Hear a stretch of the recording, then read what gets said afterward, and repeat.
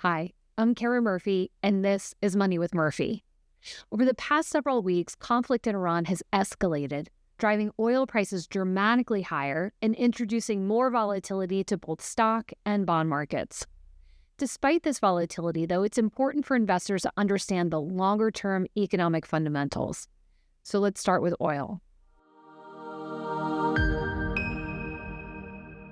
A barrel of Brent crude oil spiked from about $70 before the conflict began to a high of over $110.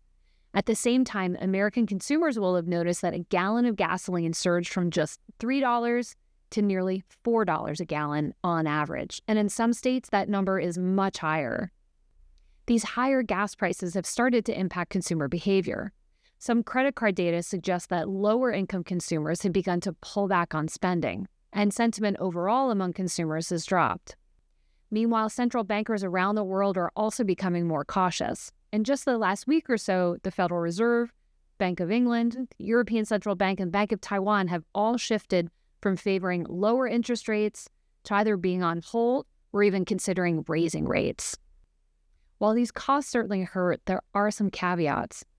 Futures markets are suggesting that that same barrel of oil will cost just $80 by year's end, an indication that market participants think this disruption to the oil market will be relatively short-lived. For the U.S. economy, how long oil prices stay high will be more important than how high they reach on any given day. However, there are several reasons to remain optimistic. The U.S. economy is much more energy efficient and independent than in the past, as energy costs represent a much smaller share of household spending than they did during the shocks of the 1970s. In fact, over the last 50 or so years, the U.S. has swung from a large net importer of oil to a net exporter of oil. Despite these headwinds from higher oil prices and the very real human cost of conflict, American companies continue to grow earnings.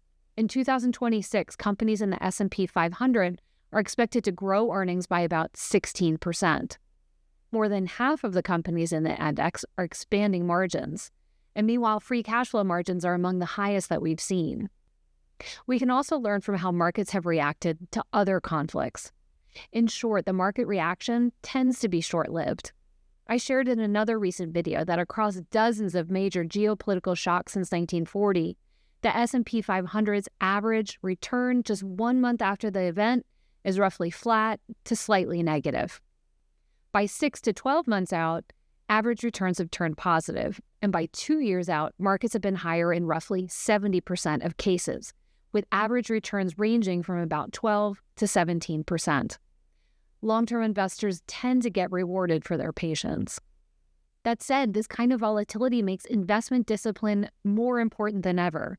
Diversifying among asset classes can help cushion day-to-day moves, and focusing on long-term fundamentals can help keep investors pointed in the right direction. We'll continue to monitor this situation, and until next time, invest wisely and live richly.